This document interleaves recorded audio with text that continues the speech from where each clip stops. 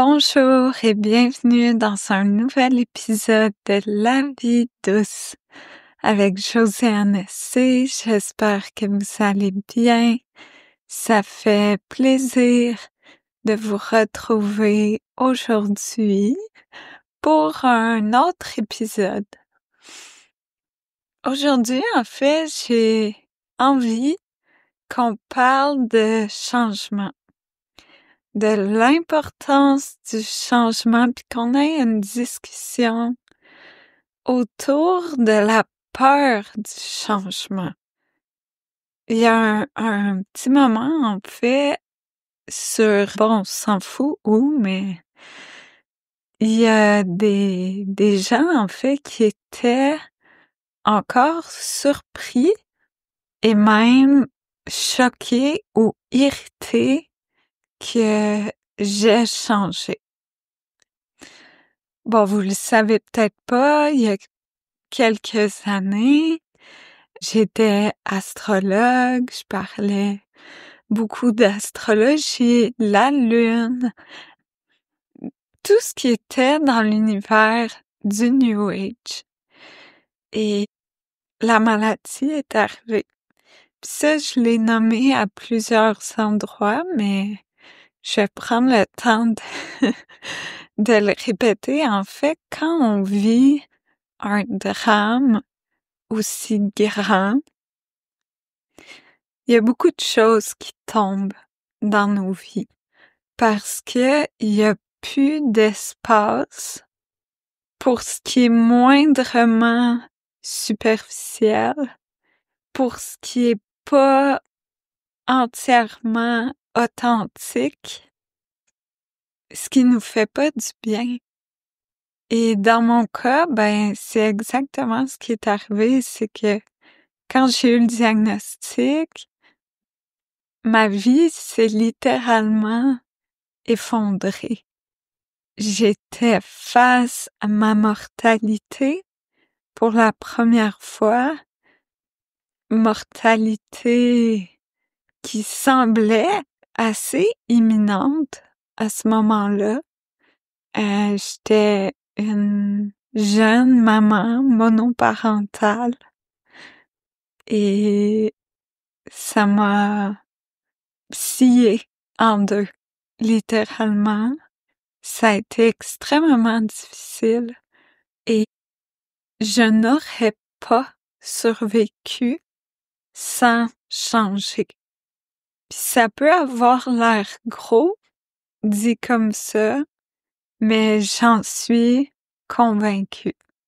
Si j'étais restée cette jeune femme-là, stressée, anxieuse, exigeante, qui basait beaucoup son bien-être sur des pratiques qui aujourd'hui me semblent très floues, vraiment pas concrètes.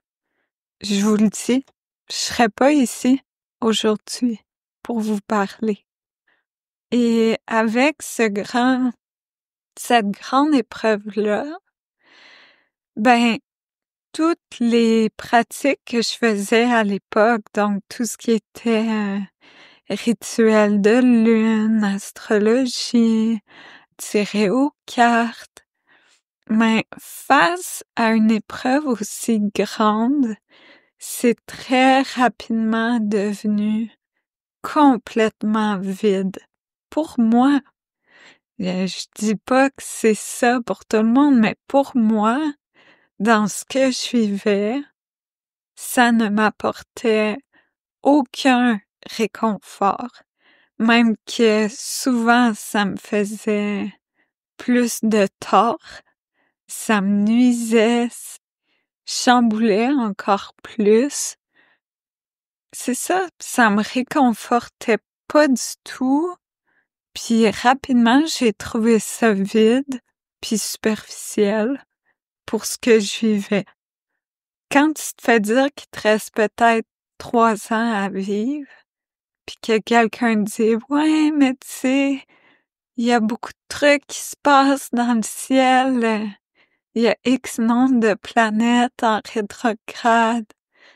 Je vous le garantis, tu t'en contrefiches de ce qui se passe dans le ciel. Ça n'a plus aucun lien, aucun impact avec l'immensité de ce que tu es en train de vivre. Donc, tout ça pour dire que j'ai effectivement complètement décroché et complètement arrêté de parler de tout ça. 5 ans plus tard, il y a encore des gens qui sont surpris de ça, puis qui sont irrités ou déçus, ou en tout cas, c'est l'apparence qui donne que j'ai changé. Puis peut-être qu'ils s'accrochaient parce qu'ils étaient encore là sur mes plateformes, qui s'accrochaient à l'espoir que je redevienne comme avant et qui me l'ont nommé avec beaucoup de bienveillance, que, tu sais, depuis que j'avais changé, puis vu que je parlais plus de rien d'ésotérique, il y avait plus trop envie d'être là. Puis en fait, ça m'a donné envie à moi de parler de changement parce que ce que moi, je voyais en dessous de ça, c'est cette aversion au changement que l'humain a naturellement. On a peur de changer, on n'aime pas le changement. Mais le changement est inévitable, mais aussi essentiel. Essentiel pour se transformer, pour transformer nos vies, pour aller chercher plus d'apaisement, plus de douceur, pour se défaire de l'addiction au stress.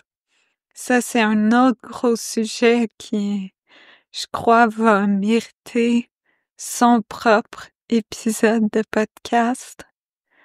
Si on change pas, notre vie reste exactement comme elle est. Donc, si vous aspirez à un mode de vie différent, à la réalisation de rêves, d'objectifs, il faut avoir conscience que ce ne sera pas possible tant et aussi longtemps que vous ne changez pas. Parce que si on change pas, c'est comme un scientifique qui mène une expérience avec les exacts mêmes paramètres, mais qui s'attend à un résultat différent. Tant qu'il modifie pas moindrement ces paramètres, le résultat sera toujours le même. C'est pareil pour nous, pour nos vies. Si on change pas un petit peu, on peut pas s'attendre à ce que notre vie se transforme, à ce que nos journées soient différentes, à ce que notre état interne soit différent. Puis pourquoi c'est comme ça? Vous savez, notre cerveau, son objectif, son travail, c'est de nous garder en vie. C'est notre survie. Puis si on remonte dans le temps, aux époques pas si lointaines où on vivait en communauté et où, pour survivre, il fallait être en communauté. Même, comme je vous dis, il n'y a pas si longtemps, remonter il y a 200, 250 ans, si vous habitez en campagne, seul, votre survie va être extrêmement difficile. Parce que ça veut dire qu'il va falloir que vous cultiviez tout ce qu'il vous faut va falloir que vous chassiez, que vous transformiez, que vous storez, que vous fassiez face aux éléments, à la nature, seul, face aux imprévus, seul. Et ça, c'est extrêmement difficile. Donc, la survie de l'espèce a, pendant très, très, très longtemps, dépendu, voyons, on dirait que je sais plus parler. Oui, ça se dit. A, je suis pas sûre. Excusez-moi, je suis fatiguée. Puis je pense que ça paraît dans comment je m'exprime. Donc oui, votre survie dépendait du groupe, de la vie en communauté. Donc naturellement, votre cerveau ne veut pas que vous fassiez quoi que ce soit qui pourrait mettre ça en danger. Parce qu'imaginez, il y a 300 ans, vous habitez dans un petit regroupement rural, vous êtes une dizaine de familles ensemble, vous partagez toutes les tâches et là, soudainement, vous changez.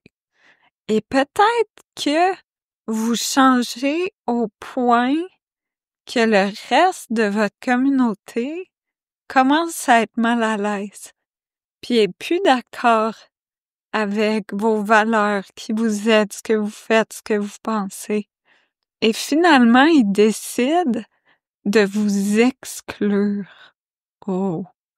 Là, on est face à un réel danger parce que vous êtes au milieu de nulle part.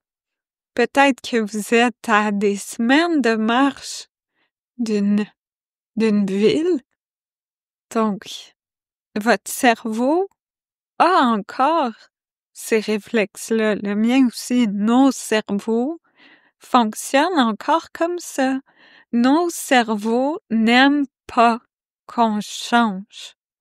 Et il y a un autre aspect qui entre en jeu, c'est la neuroplasticité. D'ailleurs, ça, j'en ai parlé dans mon guide pratique de la gratitude. J'ai une belle grande explication sur la neuroplasticité. Si vous voulez avoir accès, c'est au joséannesc.com et cliquez sur l'onglet La douce école. Le guide est dans les archives, donc une fois que vous êtes inscrit, vous y aurez accès. Mais brièvement, la neuroplasticité, ce que ça fait, c'est que nos habitudes, nos connaissances créent des chemins neuronaux. Plus on emprunte un chemin neuronal, donc, par exemple, je sais pas moi, vous êtes mathématicien. Eh ben non, c'est peut-être un exemple beaucoup trop loin de ma réalité, je vais dire n'importe quoi. OK, je vous donne un exemple facile par rapport à mon propre changement. Avant, je critiquais énormément. Ça veut dire que le chemin neuronal de la critique, chez moi, était très profond. Puis les chemins neuronaux, vous pouvez voir ça comme la première fois que vous en empruntez un. Ouais, OK, c'est peut-être comme un petit sentier, comme si vous étiez dans une forêt et que vous étiez la première personne à emprunter un chemin. Puis là, plus vous allez l'emprunter, plus le chemin va devenir facile à emprunter. Plus les branches, les plantes, les fougères vont s'enlever, le sol va se taper, va s'aplanir. Et plus vous empruntez un chemin, à un moment donné, c'est comme si ça devient une autoroute, tellement c'est confortable, facile, sécuritaire. Donc moi, le chemin neuronal de la critique était devenu une autoroute. Ça veut dire que je me posais aucune question. Mon cerveau ne se posait aucune question. J'étais face à une situation qui était pas exactement ce que moi j'aurais voulu ou j'aurais fait. Ben, quelle était ma réponse si dans les millièmes de seconde que mon cerveau cherchait une réponse? Ben, évidemment, il choisissait l'autoroute, pas le petit chemin de brousse à peine visible. Il choisissait l'autoroute, donc la réponse, c'était la critique. Et c'est comme un cercle vicieux, parce que plus on emprunte le même chemin neuronal, plus il se creuse littéralement dans notre cerveau, plus il se transforme en autoroute. Et là, quand on est face à une autoroute à 8 voies, tellement on l'a emprunté souvent, c'est là où ça devient très compliqué de faire un choix différent.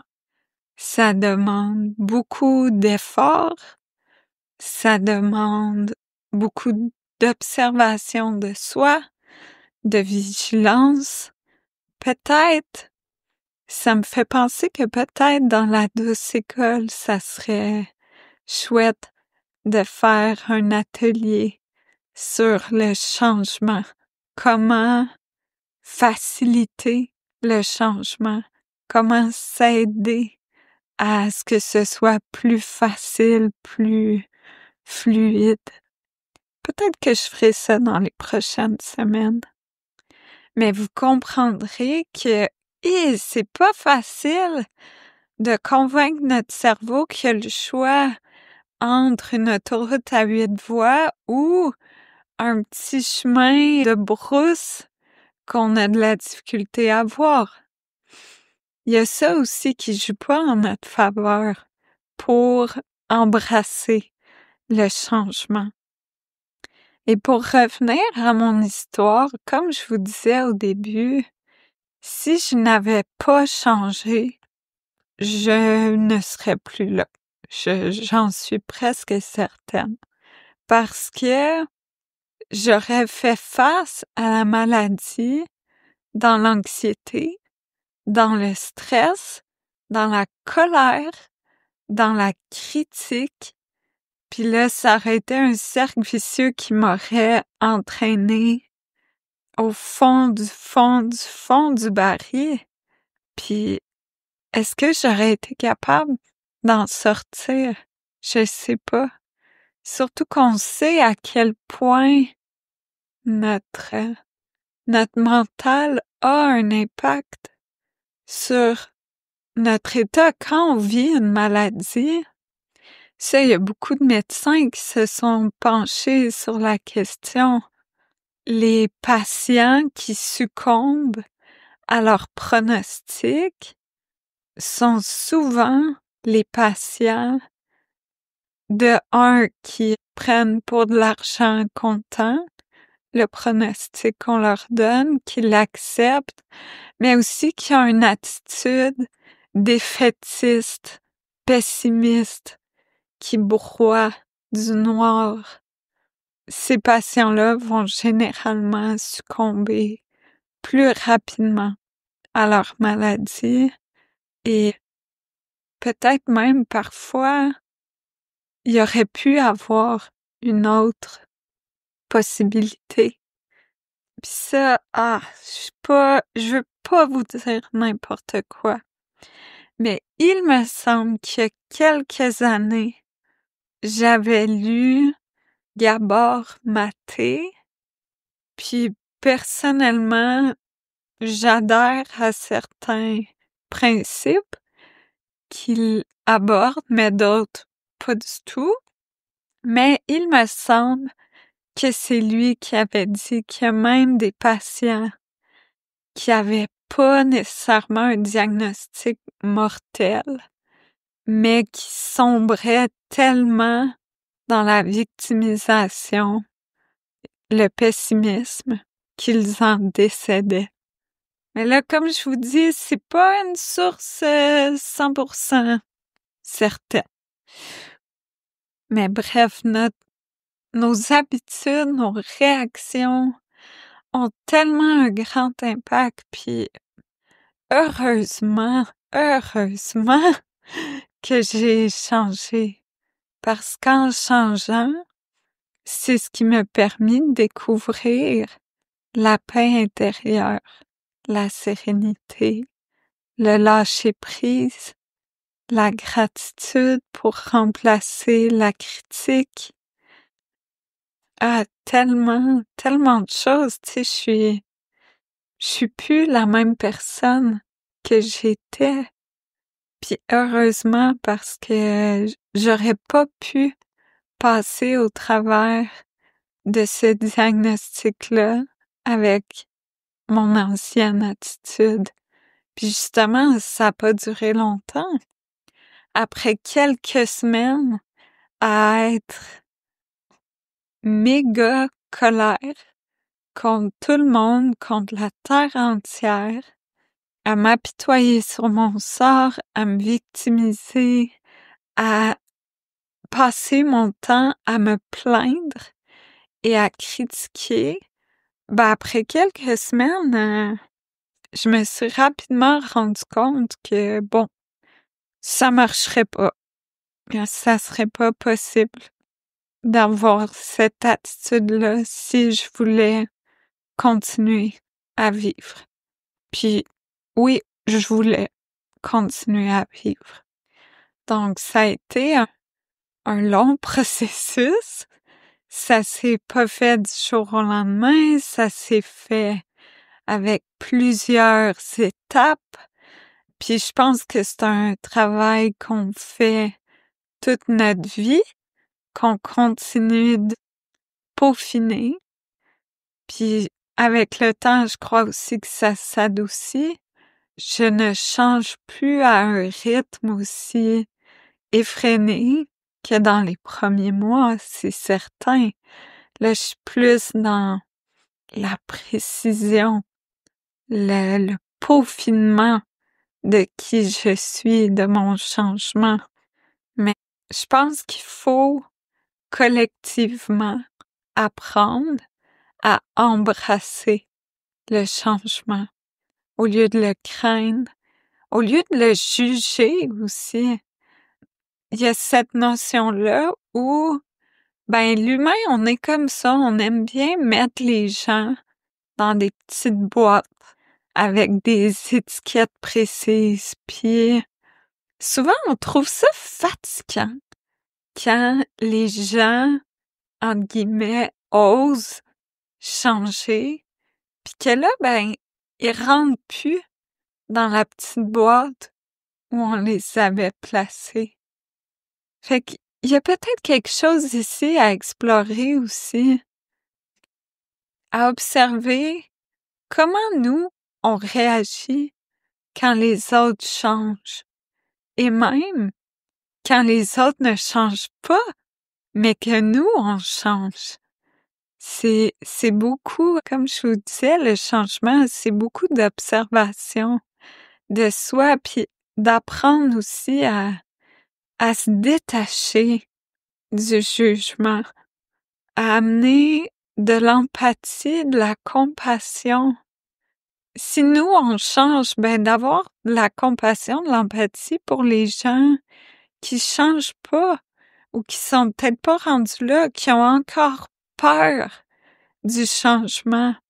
Au lieu de les juger, ben de pas le prendre personnel, puis de les voir avec beaucoup de compassion.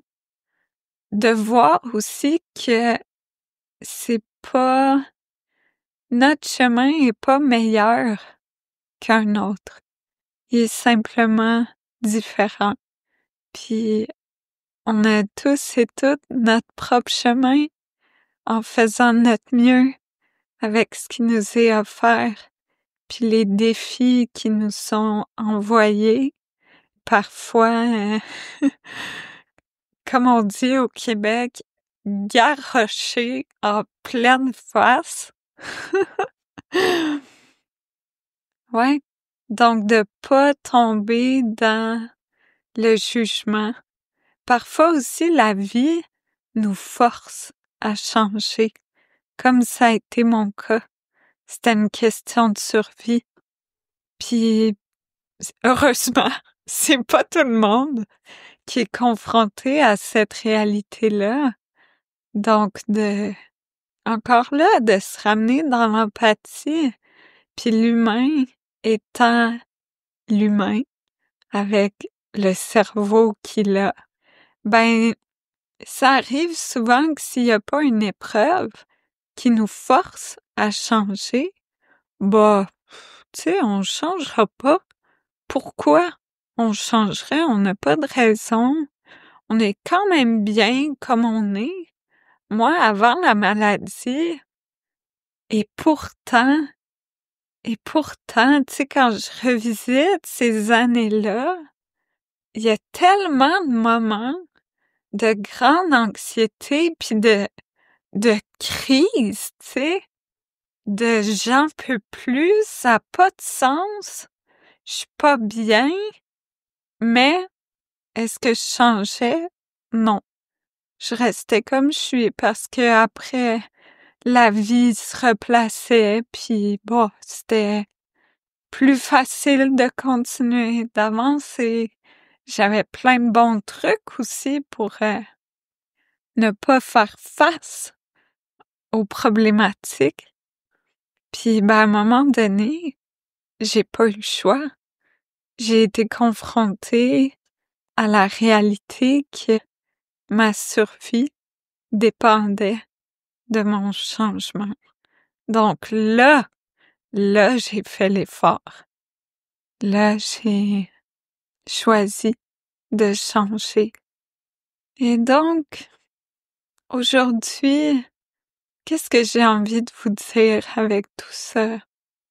D'avoir de l'empathie, d'essayer de ne pas juger ceux qui changent, ne pas juger ceux qui ne changent pas, de ne pas vous juger si vous avez de la difficulté à changer. Ouais, je pense tout le monde gagne. Ajouter de l'empathie, de la compassion. Et l'autre message que j'espère vous dire, c'est de ne pas avoir peur de changer. Parce que de l'autre côté de ça, il y a du beau. Il y a de l'authenticité, il y a de la légèreté, il y a des problèmes qui disparaissent. Et ceux qui ne disparaissent pas, parce que on s'entend, c'est pas une formule magique, ben les problèmes qui restent, vous allez être capable de les confronter avec beaucoup plus de sérénité, avec une plus grande paix intérieure, avec de meilleurs outils, de meilleurs réflexes, habitudes, aptitudes, avec moins de réactions, moins de réactivité, moins de victimisation. Donc, embrassons le changement. Il y a des immenses cadeaux qui sont de l'autre côté du changement. Immense. J'ai une gratitude infinie d'avoir changé. Je ne voudrais jamais retourner celle que j'étais avant. Donc, peut-être qu'il va falloir que vous me changiez de petite boîte. Peut-être que c'est déjà fait, probablement, si vous êtes encore ici. peut-être aussi que vous allez réaliser que ma nouvelle petite boîte, elle vous fait pas envie, puis c'est correct aussi. Mais j'ai changé et heureusement que j'ai changé. Heureusement. Je vous envoie plein d'amour pour votre propre chemin du changement, pour la transformation de vos autoroutes, puis d'oser emprunter les petits chemins de brousse que vous êtes en train de créer pour les transformer en nouvelles autoroutes. Mon ancienne autoroute de la critique est devenue une autoroute de la gratitude. Et waouh! Quel beau changement! Je célèbre ce changement. Ben voilà, je pense que c'est pas mal ça. En terminant, je vous invite à aller au josianesc.com. L'onglet La douce école, c'est mon abonnement mensuel pour recevoir mes meilleurs outils, mes meilleurs enseignements. Le prochain outil qui va vous être offert, c'est un atelier sur le ménage de printemps comme outil d'apaisement. Donc, comment se servir de son intérieur pour contribuer à encore plus d'apaisement dans nos vies. Puis on profite du temps de l'année où c'est le ménage du printemps. Si vous écoutez plus tard cet épisode, ben, sachez que vous avez accès aux archives, peu importe quand vous vous inscrivez. Donc, josianesc.com, l'onglet La douce école. Merci beaucoup d'avoir été là. J'espère que cet épisode vous a fait du bien. J'espère que c'est venu nourrir quelque chose en vous, que vous avez passé un bon moment et on se retrouve dans 2 semaines pour un nouvel épisode. À bientôt!